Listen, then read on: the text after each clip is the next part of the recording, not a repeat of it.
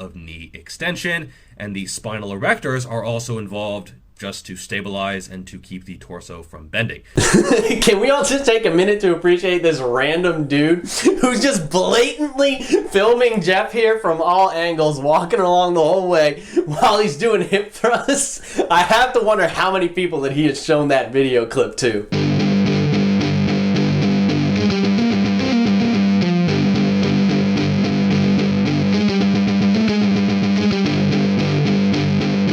What's up guys, Enkiri here. Today we're going to talk briefly about the hip thrust. But before I get into it, I want to say be sure to sign up for my Patreon. The link is in the description below. I've already released an exclusive Q&A that you can only find on the Patreon. And this morning, I just unveiled my free conjugate style training template. Again, it's only on Patreon guys, so be sure that you sign up so that you don't miss it. And that program is fire. I promise. It's reusable. It's got about 1 million different ways that you could run it, and it's pretty damn cool if I do say so myself. It's basically what I've been doing in my own training for the last 6 or 8 months or so. Anyway, I've covered the hip thrust before in the past, and I do want to link that video below in the description as well, because that video was more of a meat and potatoes type of explanation of the exercise, right? Very informative style video. The what and the when, the why, the where, the how, all that good stuff based on my own experiences and opinions regarding that exercise. And today is also going to be a very informative video, don't get me wrong,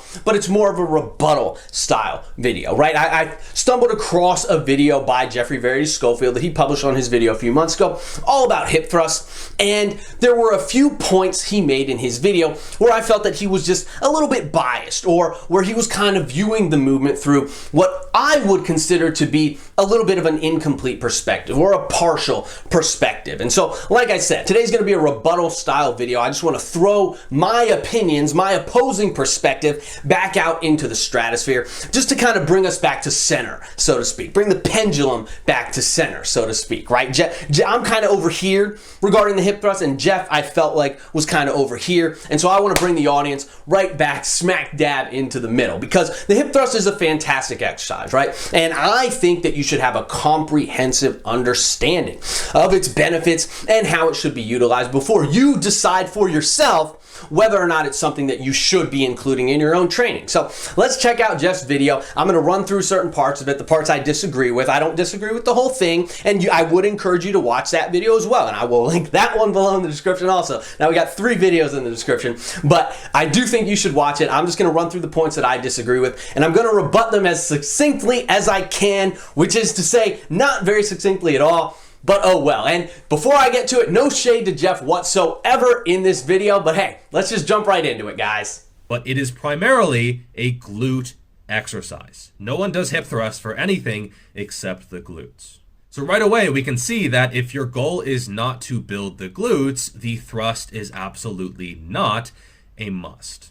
Let me just stop you right there, G-Dog, because it's time for you to check that bias real quick. Now, I think it's important to make the distinction here that GVS is talking solely from the perspective, at least when he's making this point, solely from the perspective of muscular hypertrophy, right? He's talking about building a big old romper, building the peach, building a booty, right? And essentially, when he's speaking like this, the way I see it, he's thinking like a bodybuilder, right? He's thinking in terms of bringing up body parts, building up your glutes as a separate kind of idea from everything else. And that's all well and good, right? It's all well and good, especially if your goals lie squarely within that realm, within the realm of muscular hypertrophy. However, if you are pulling from a broader base here, if you have a wider range of goals, a wider range of things that you want to accomplish with your training, somebody like me, for example, as well as pretty much all the people who come to me for coaching, right?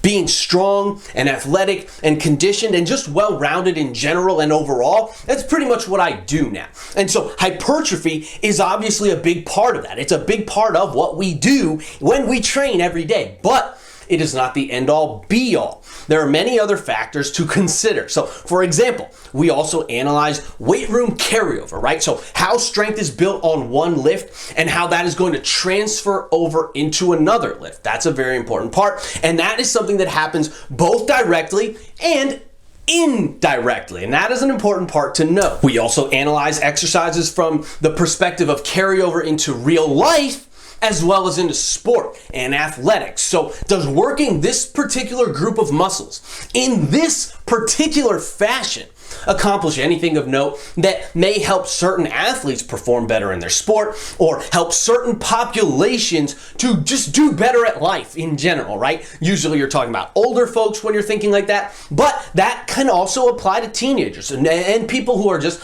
underdeveloped in general, right? It really just depends on the particular person and their particular deficiencies as well. And this kind of branches off into the previous point, but we also analyze exercises from the perspective of longevity. So in my experience, one of the biggest benefits of becoming a proficient hip thruster is an overall improvement in hip health, right? Hip health is something I've dealt with over the course of my training career, and how the hips respond both to athletic movements like running and jumping, things that I like to do as often as I can, but also how they respond to the pounding that you get from traditional weight room work like squats and deadlifts, two things that I'm also very fond of. Personally, I tore my hip labrum a few years ago, right? I had it surgically repaired. And I find movements like this, like the hip thrust, to be highly therapeutic in regards to the health of that hip, as well as the other hip, which I know from MRI is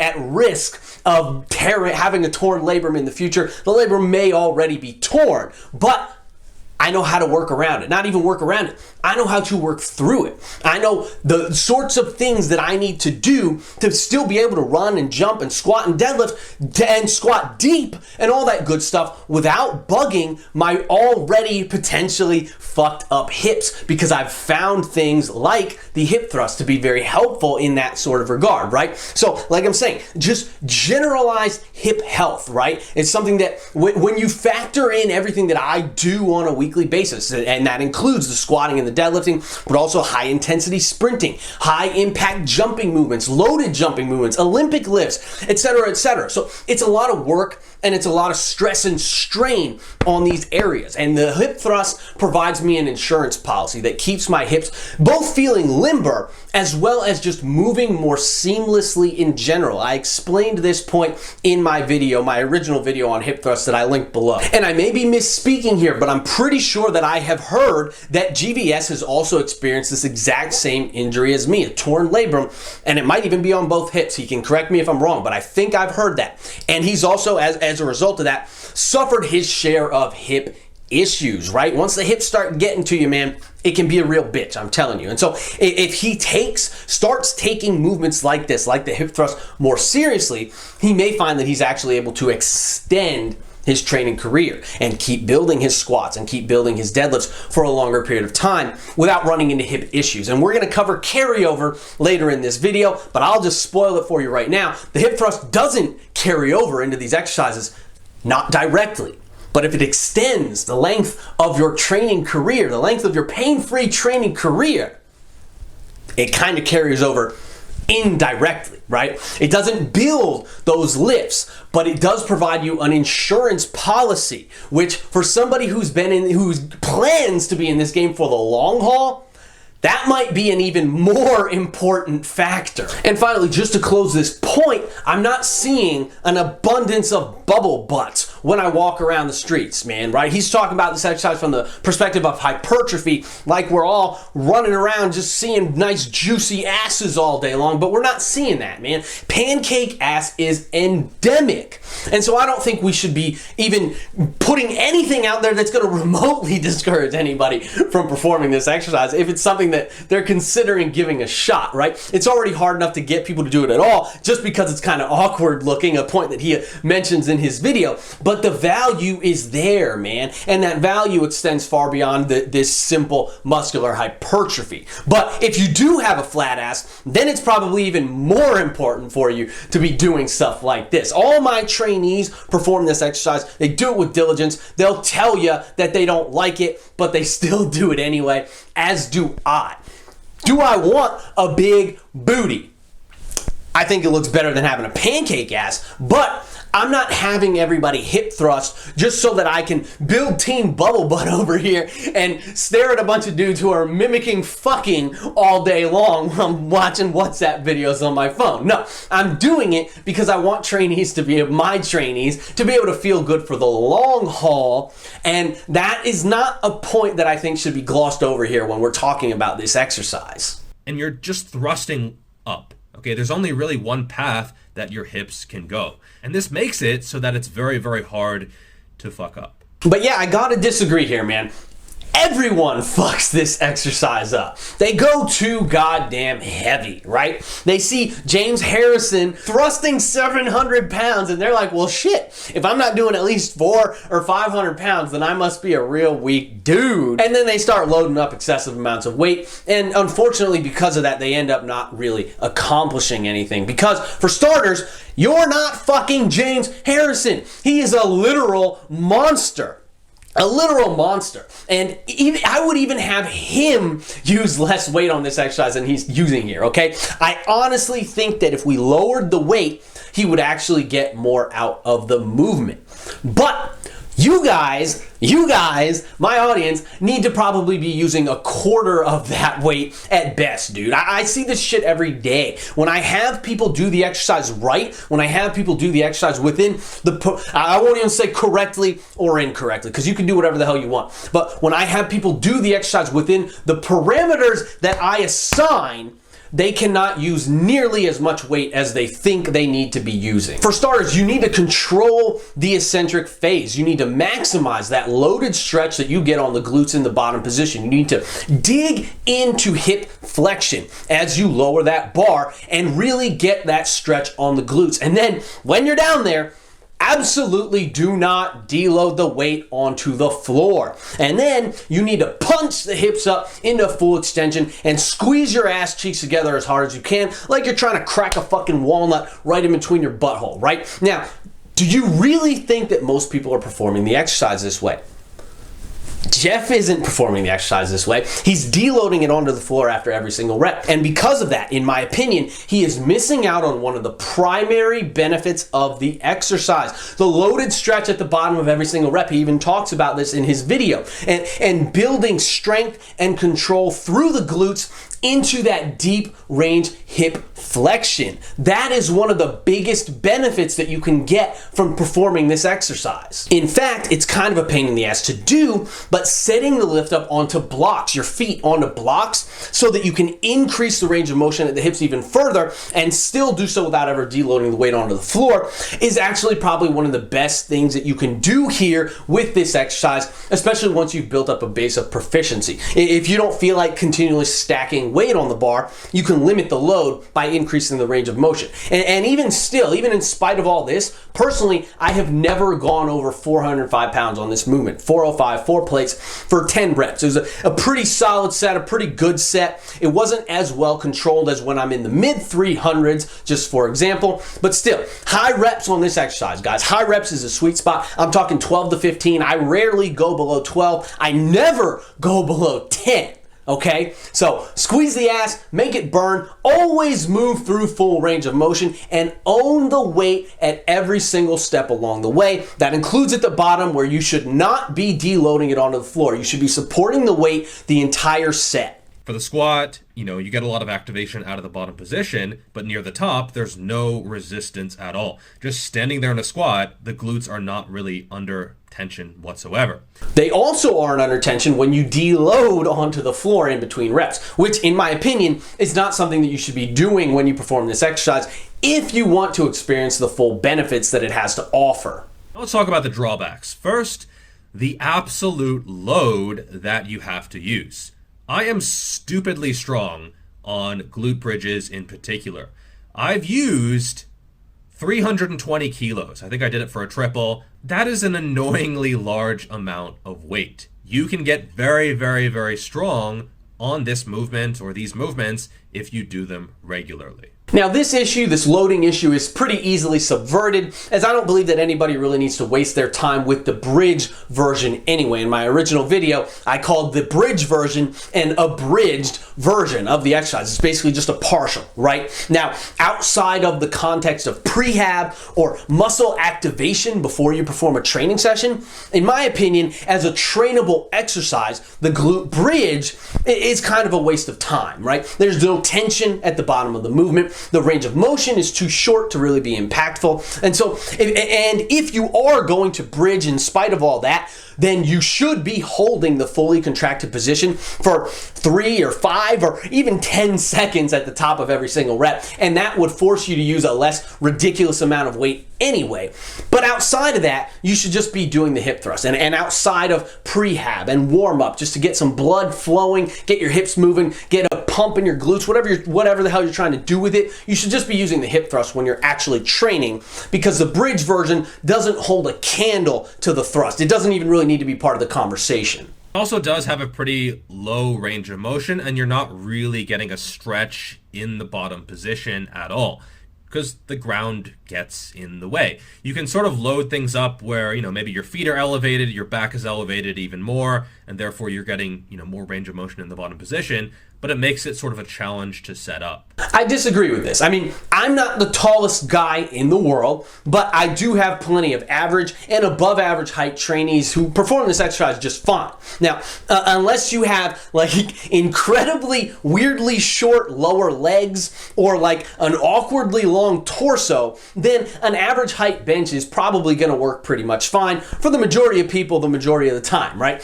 And like I said a minute ago, I personally do think that this exercise does often kind of crave more range of motion, which is why I will personally elevate my feet. It's not really something that I force on other people, because I do understand that at that point, the exercise becomes kind of an exercise in cumbersomeness, which most people probably don't want to bother with, and it also probably makes their dick shrivel up when they realize how weak they actually are through that deficit range of motion. So whatever, but just throw your upper back onto a bench, a normal sized bench, and call it a day, man. It ain't really that hard. And as long as you're focusing on digging into hip flexion as you descend, not deloading the weight onto the floor in between reps. I know I sound like a broken record at this point, but as long as you do these things, the exercise is probably going to work just fine for you. And when you add all these factors together, the act of supporting the weight for the whole set without ever deloading it, really focusing on digging into the hips, punching to aggressive extension,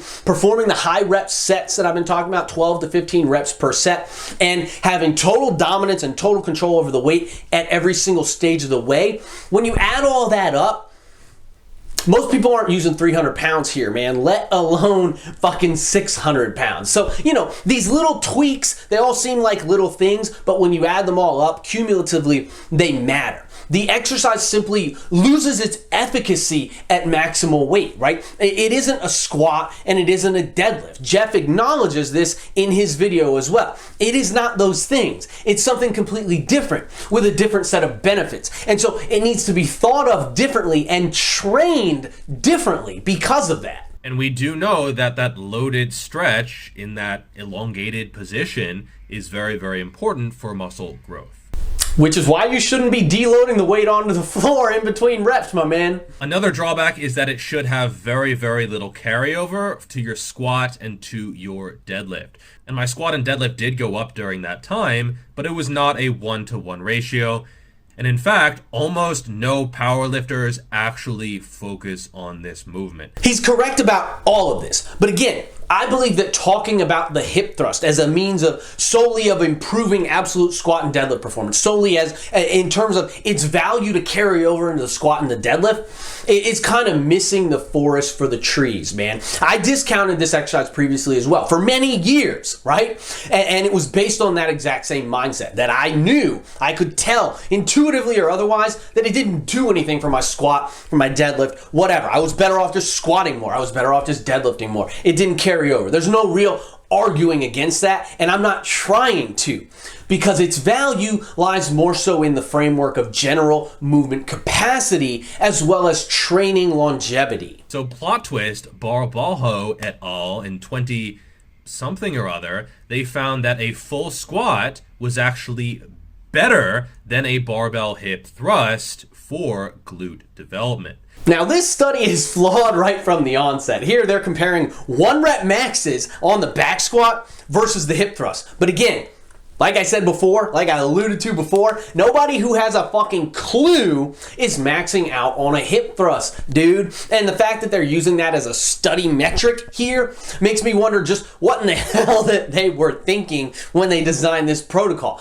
Because it makes it pretty obvious, at least to me, that they trained these two exercises similarly, right? Which, as I just mentioned a minute ago, training the hip thrust like a squat or like a deadlift is a fantastic way to make sure that you miss out on all the benefits that the hip thrust has to offer, because it's not a fucking squat or a maximal strength exercise to begin with. And it's naive.